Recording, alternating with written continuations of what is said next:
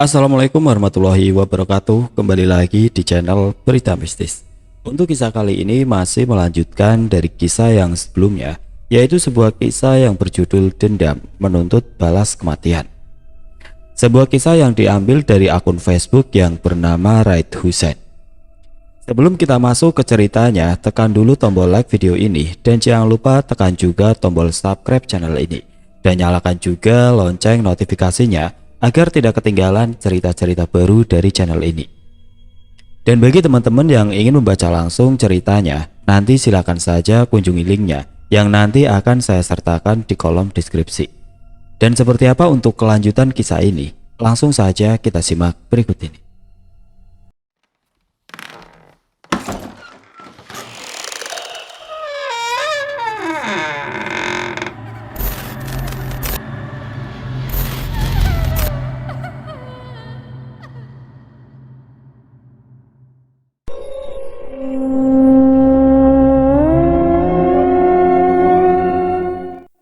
Sesampainya di rumah, Bayu langsung mengajak anak kecil tersebut masuk ke dalam kamarnya. "Siapa namamu, Nak?" tanya Bayu. "Doni," jawab Doni sambil menghela nafas. "Doni, mulai sekarang kamu akan jadi bagian dari keluarga Pak Komar. Saya harap kamu jangan membantah perintah Pak Komar," ucap Bayu. "Kamu boleh tidur bersamaku di kamar ini," lanjut Bayu.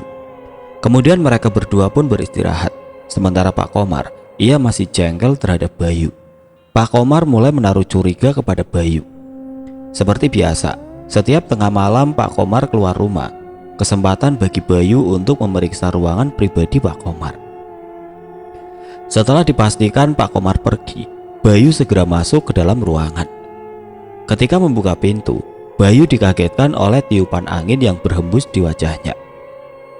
Bayu kemudian memeriksa barang milik Pak Komar. Banyak sekali tulang belulang. Bau amis yang menyengat membuat Bayu tidak tahan ingin muntah.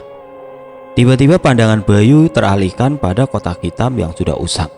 Bayu pun mendekati dan membuka kotak tersebut. Di dalamnya terdapat dua boneka yang sudah rusak. Di balik boneka, Bayu melihat robekan kertas. Kemudian Bayu membaca isi tulisan tersebut. Di dalamnya tertulis Aji Pangestu Anggara dan Dewi Setianingsih. "Bangsat," ucap Bayu memegang kertas tersebut. Rupanya orang yang selama ini dicari adalah Pak Komar, tuan atau majikan Bayu sendiri. Terdengar suara langkah kaki menuju ke arahnya. Bayu segera menutup kotak tersebut. Ia takut diketahui orang lain jika berlama-lama berada di dalam ruangan Pak Komar. Bayu pun buru-buru keluar. Ketika membuka pintu, ia dikagetkan oleh sosok Doni yang sudah berdiri di depan pintu. "Ah, bikin kaget saja. Kamu ngapain di sini?" bisik Bayu. "Takut," ucap Doni menatap Bayu. "Ayo masuk. Kalau kita ketahuan berada di sini, bisa dimarahin." Kemudian Bayu membawa Doni masuk ke kamarnya. Di dalam kamar, Bayu mendengar pintu luar terbuka. Dari langkah kakinya, Bayu sudah bisa menebak bahwa itu Pak Komar. Tapi Bayu penasaran apa yang Pak Komar bawa kali ini. Kemudian Bayu mengintip di celah pintu, namun tidak ditemukan siapapun. "Aneh, padahal tadi ada yang membuka pintu," batin Bayu. Mata Bayu terus melirik di setiap sudut rumah. Tiba-tiba pandangan Bayu tertuju kepada benda yang menggelinding. Terlihat samar-samar benda tersebut seperti kepala.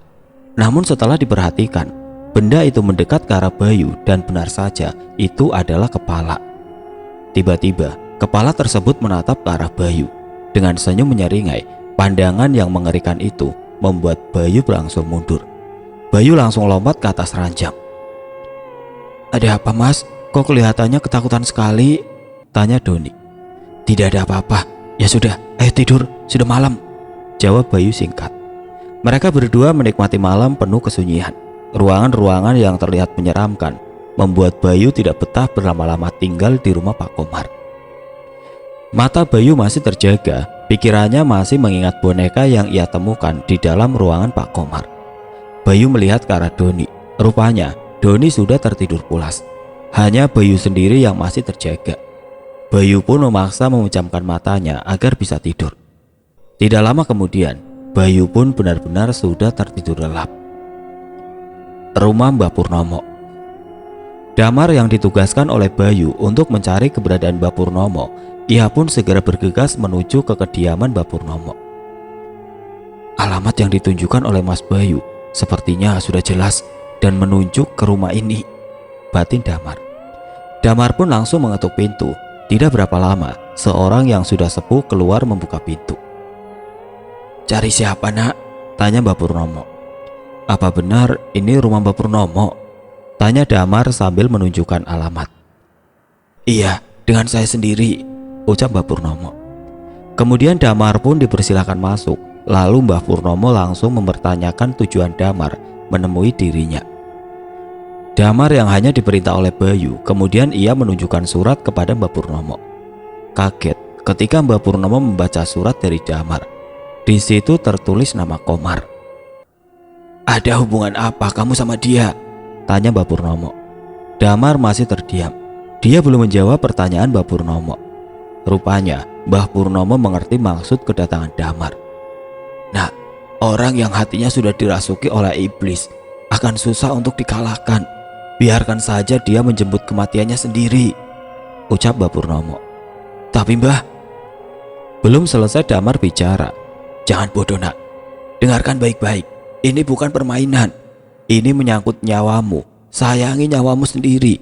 Jangan egois hanya karena dendam," ucap Mbah Purnomo yang memotong pembicaraan Damar.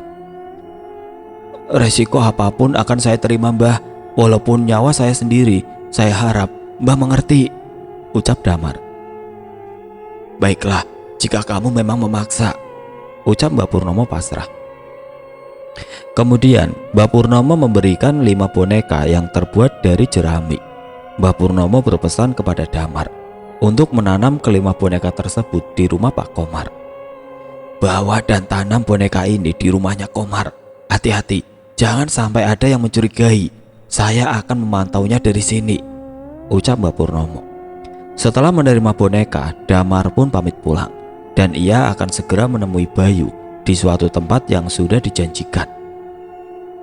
Tidak terasa Bayu sudah 1 bulan menempati rumah Pak Komar. Rasanya ia sudah terbiasa dengan hal-hal aneh yang ada di rumah Pak Komar. Pagi-pagi sekali Pak Komar mengajak Bayu pergi, namun Bayu beralaskan sakit. Bayu menyuruh Doni untuk ikut bersama Pak Komar, sementara dirinya akan berjaga di rumah. Dengan tingkah Bayu yang semakin hari semakin aneh, membuat kecurigaan Pak Komar bertambah. Pak Komar terpaksa mengajak Doni, walaupun Doni masih kecil, tapi bisa membantu Pak Komar melakukan pekerjaannya. Setelah Pak Komar pergi, Bayu kemudian menghampiri penjaga di depan. "Jika Pak Komar pulang dan menanyakan saya, bilang saja saya sedang berobat," ucap Bayu kepada penjaga tersebut. Penjaga itu hanya mengangguk walaupun ia tahu Bayu berbohong. "Hati-hati Mas," ucap penjaga tersebut. Rupanya Bayu hendak menemui Damar. Dengan terburu-buru Bayu pun pergi. Ia khawatir Damar menunggunya lebih lama. Lumayan jauh perjalanan yang Bayu tempuh. Dengan melewati jalan setapak, memperlambat langkah kaki Bayu. Tidak lama kemudian Bayu pun sampai di tempat yang sudah ditentukan.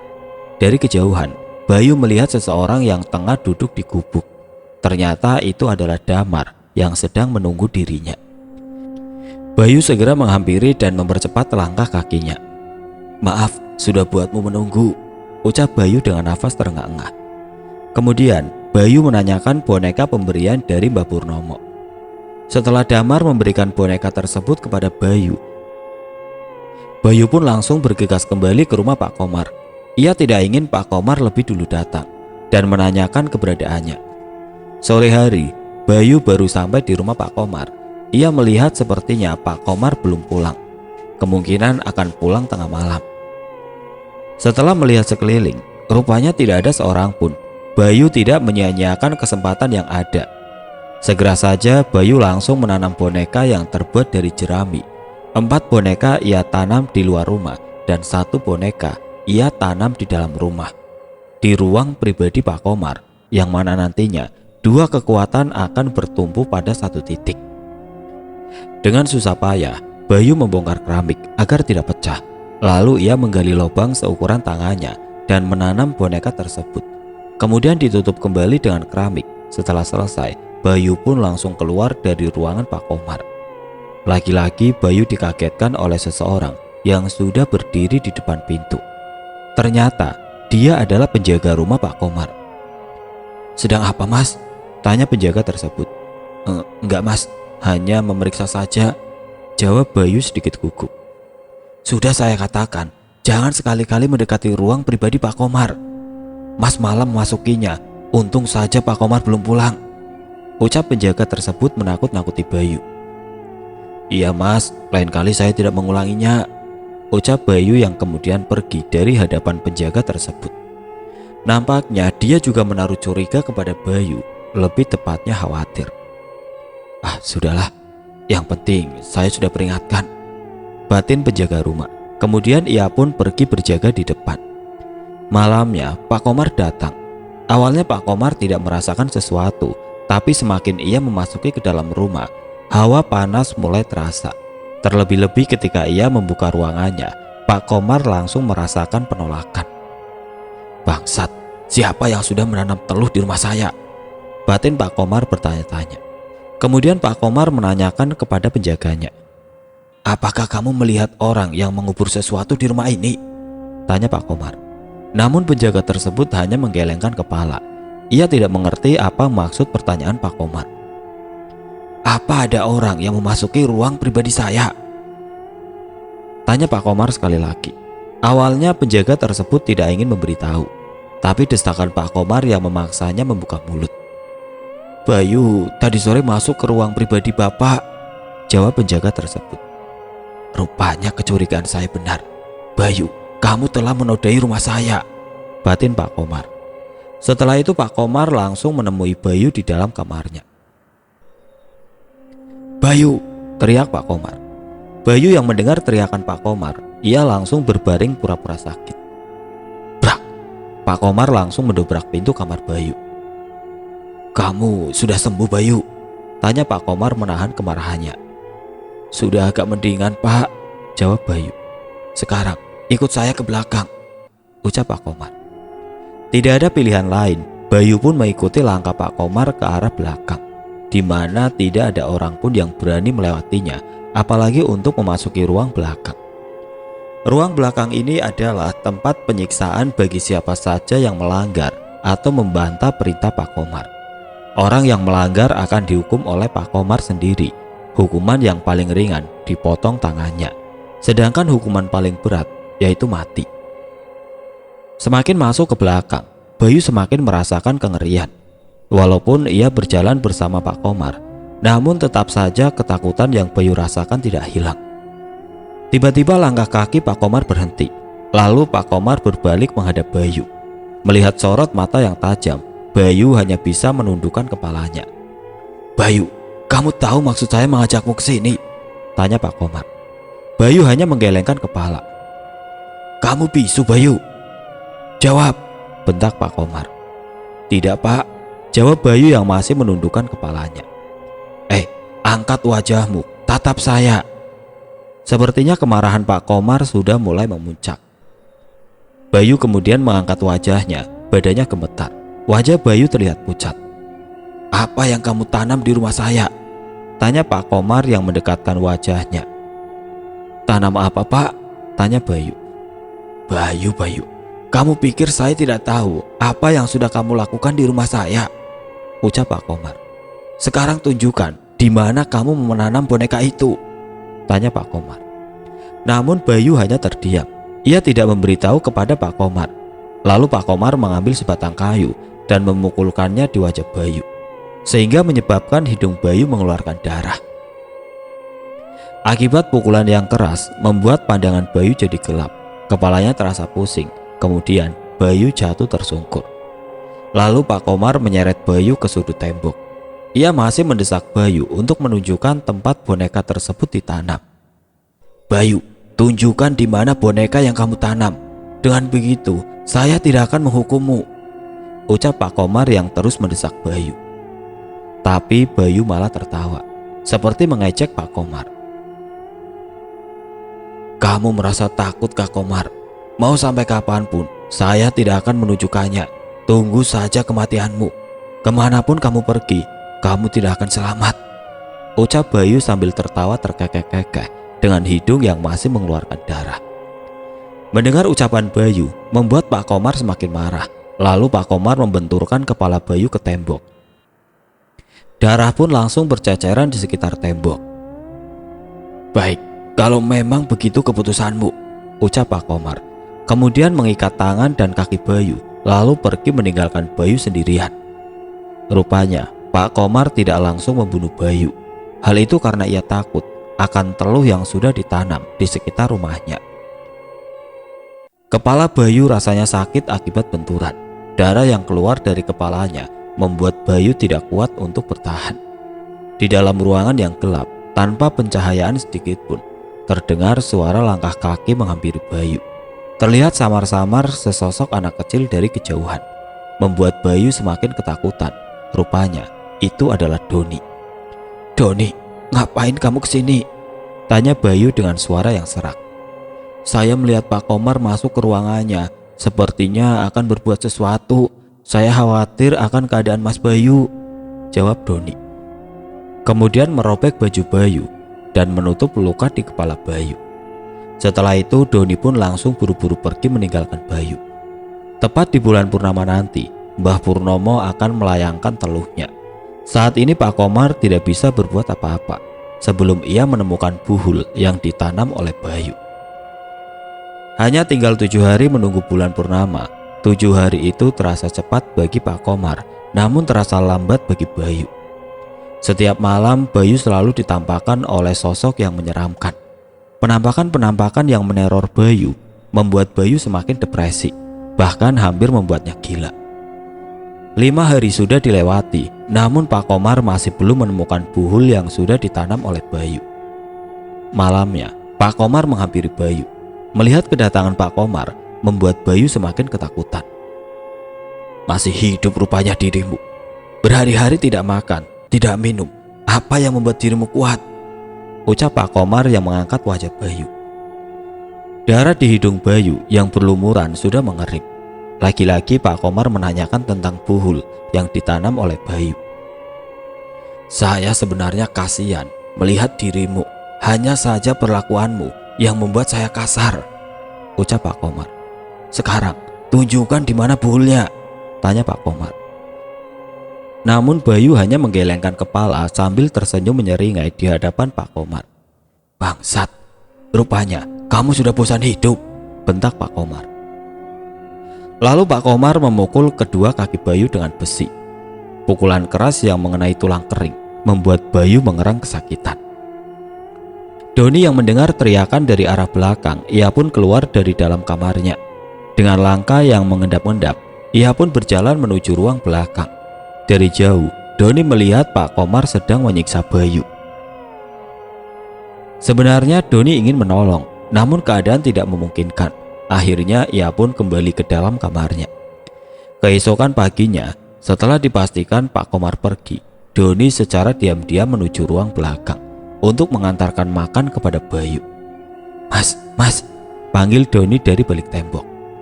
Bayu hanya menoleh ke kanan dan ke kiri. Ia tidak melihat siapapun. Tidak lama kemudian Doni pun muncul. Tentu saja Bayu merasa khawatir. Bayu mengkhawatirkan Doni jika ketahuan oleh Pak Komar. Pasti Doni juga akan dihukum. Ngapain lagi kamu kesini? Jangan sampai Pak Komar mengetahui keberadaanmu di sini, ucap Bayu penuh kekhawatiran. Tenang mas, Bapak pergi kok. Saya kesini membawa makan untuk Mas Bayu. Mas Bayu pasti lapar, dari kemarin belum makan, ucap Doni. Kemudian Doni pun memberikan makanan kepada Bayu dengan susah payah karena tangannya terikat. Bayu pun makan dengan lahapnya. Tiba-tiba terdengar suara klakson mobil. Rupanya Pak Komar sudah datang. Cepat habiskan mas, ucap Doni tergesa-gesa.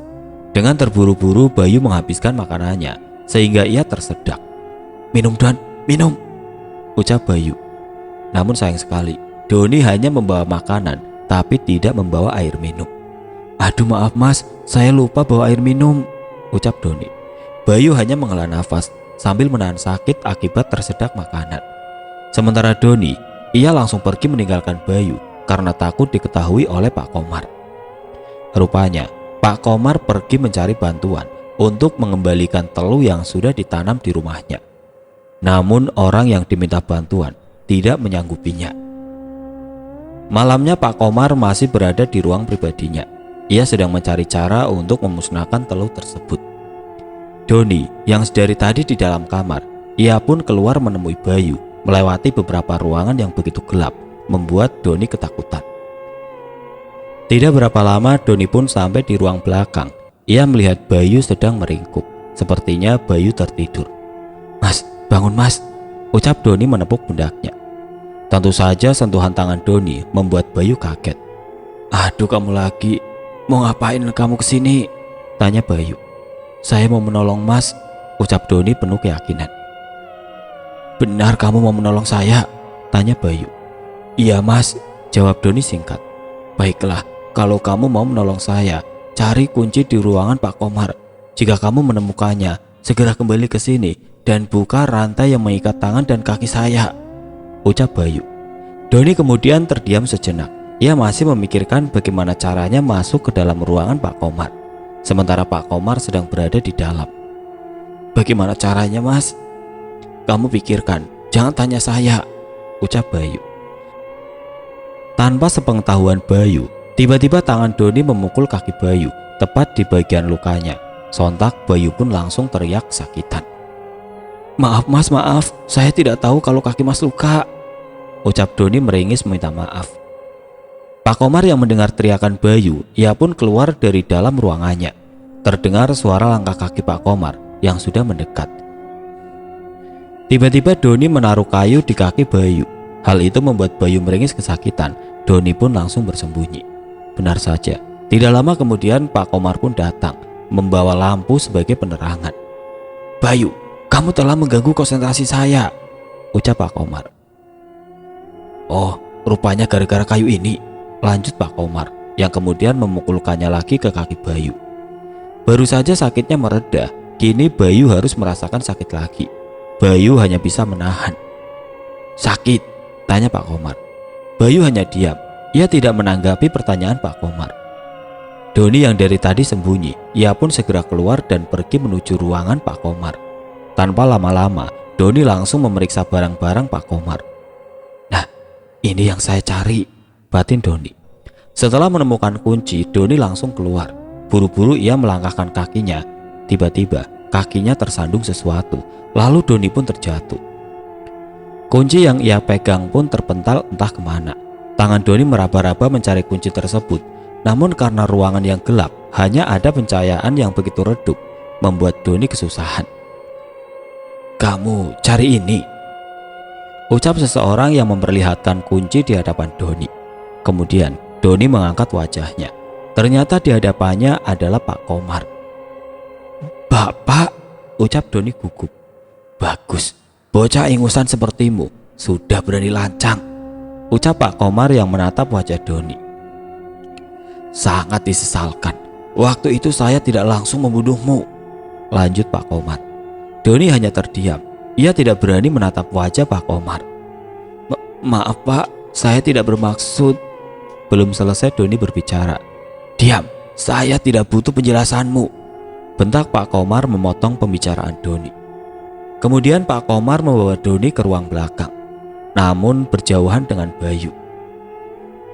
Kaki Doni diikat, lalu digantung dengan kaki di atas dan wajah di bawah menyentuh tanah. Lalu Pak Komar mengambil rotan.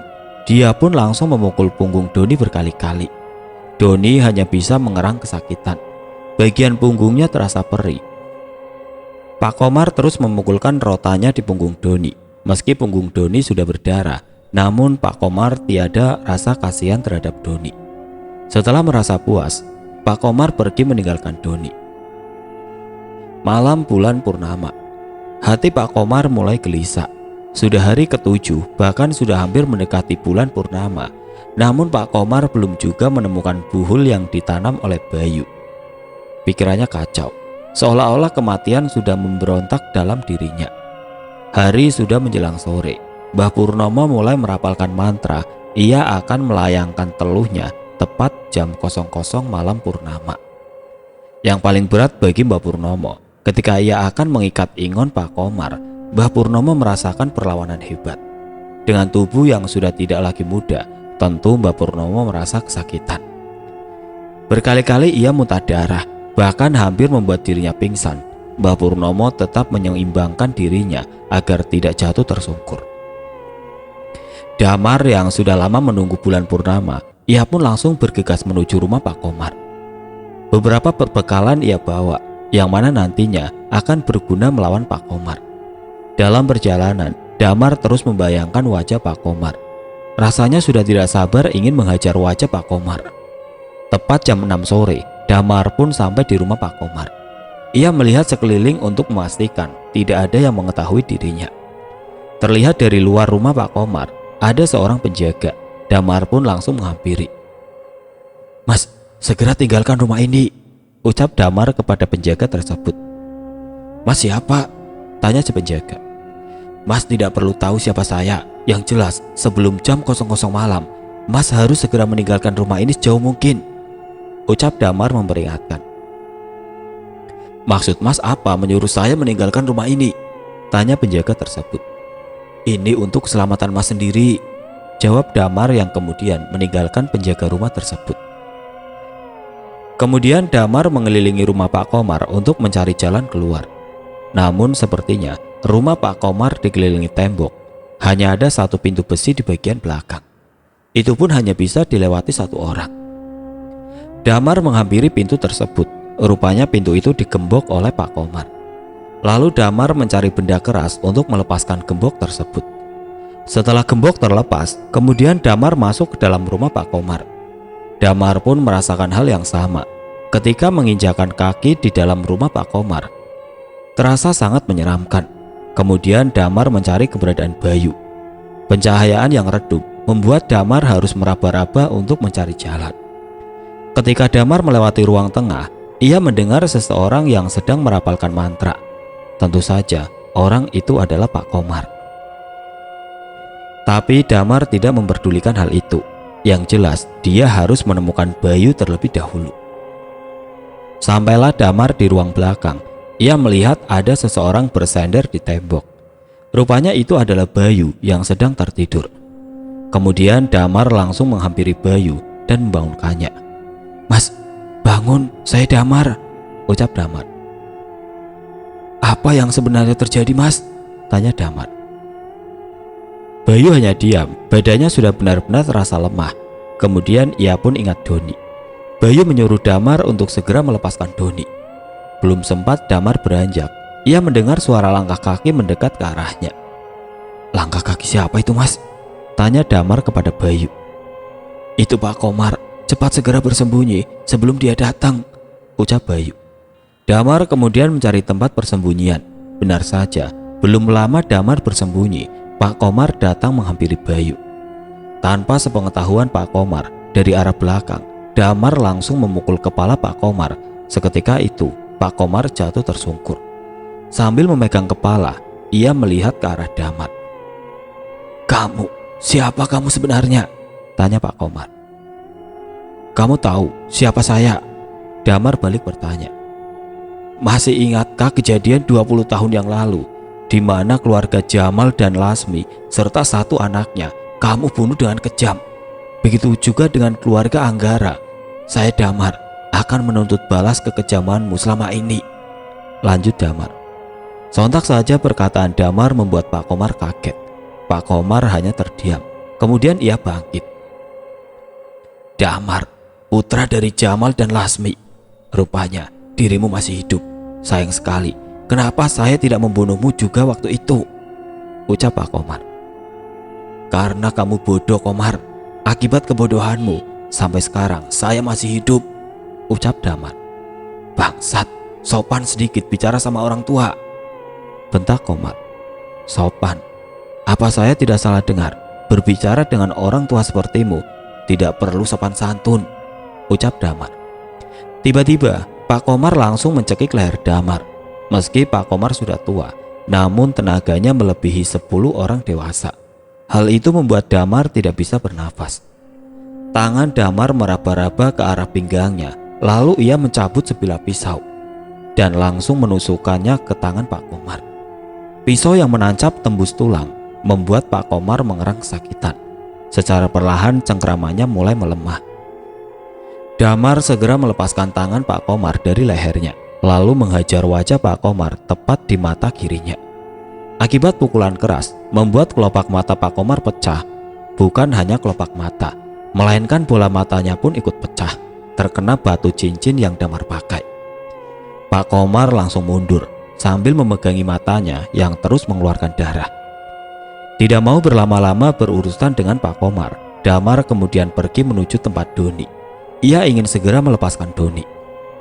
Belum sampai Damar berlari, tiba-tiba Pak Komar mencekiknya dari arah belakang. "Mau lari kemana, bangsat?" bisik Pak Komar di telinga Damar. Walau sudah terluka, namun tenaga Pak Komar masih kuat, membuat Damar semakin kesusahan untuk bergerak. Lalu Damar menggigit tangan Pak Komar sampai dagingnya robek. Damar membuang daging Pak Komar di dalam mulutnya. Nafas Damar terasa ngos-ngosan, seperti dikejar binatang buas. Kemudian ia langsung berlari ke tempat Doni. Di situ, ia melihat Doni sudah tidak berdaya. Luka di punggung Doni akibat pukulan rotan semakin membusuk. Untungnya hanya diikat menggunakan tambang, sehingga mempermudah bagi Damar untuk melepaskannya. Setelah ikatan lepas, dengan berhati-hati Damar menurunkan Doni, lalu membawanya ke tempat Bayu. Pak Komar rupanya sudah berdiri menunggu kedatangan Damar tanpa sepengetahuan Damar. Pak Komar langsung memukul wajah Damar menggunakan kayu.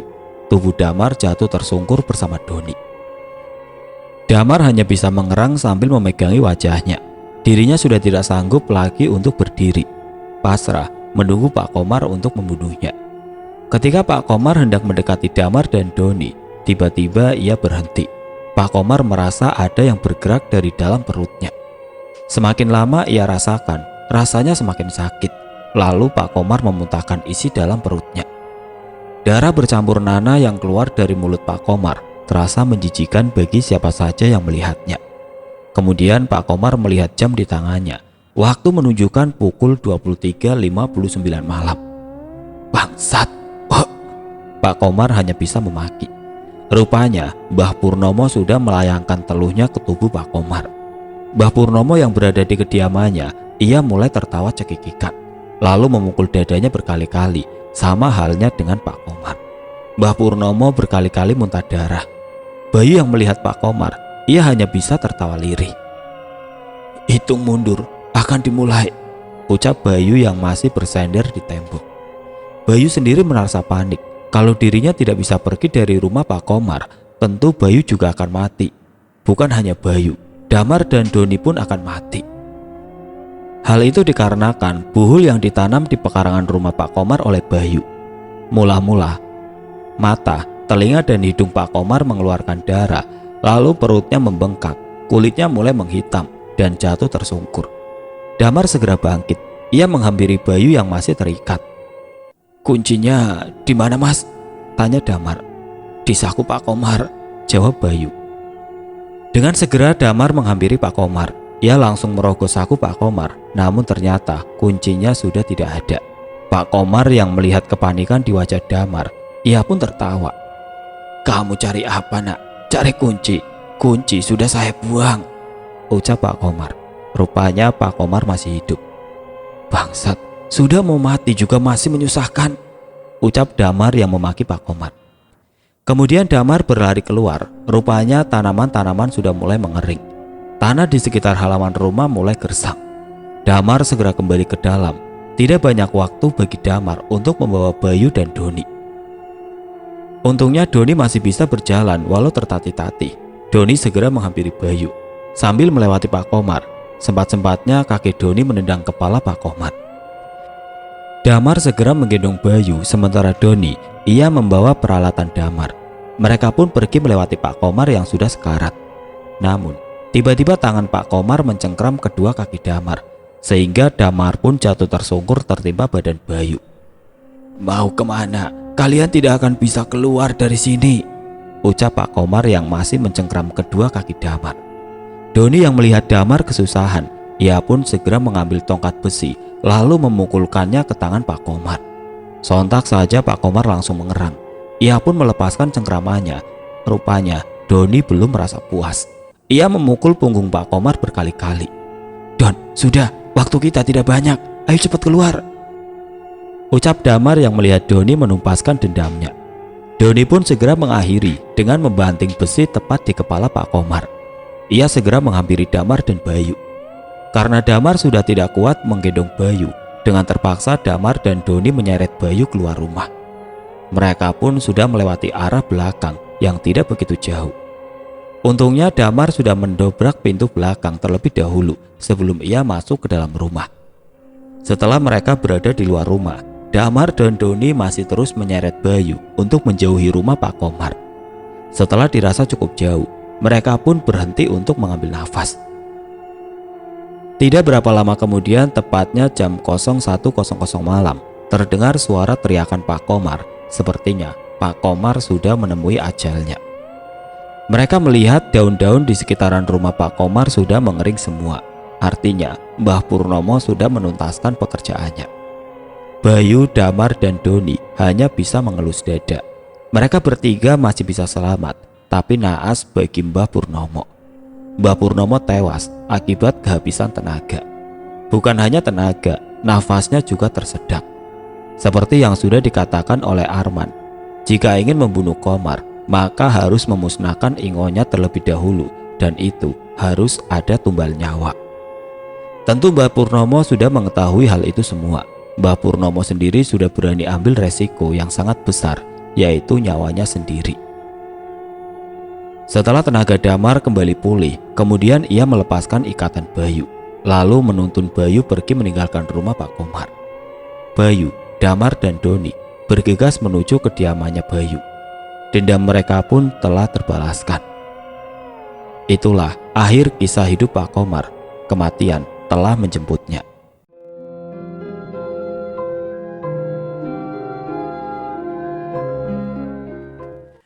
Oke teman-teman, sekian untuk cerita kali ini. Bagaimana menurut kalian tentang kisah ini? Tulis komentar kalian di kolom komentar.